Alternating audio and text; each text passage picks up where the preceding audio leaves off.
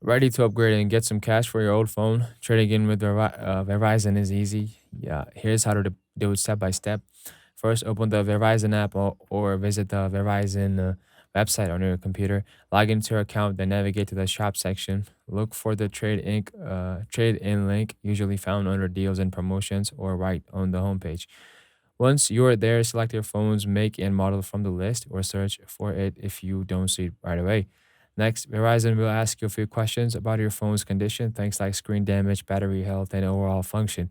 Be honest here, because the condition will affect your trade-in value. Once your phone is assessed, Verizon will give you an estimated trade-in value. So if you're happy with it, you can just proceed.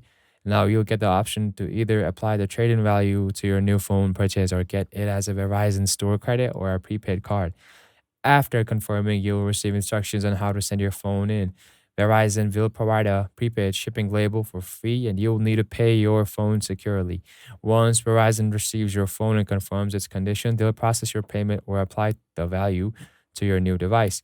Remember, trading in your phone is a great way to offset the cost of upgrading without having to deal with selling it yourself. One more tips on how to get the most value from your phone: like, follow, and share for more easy to follow guides.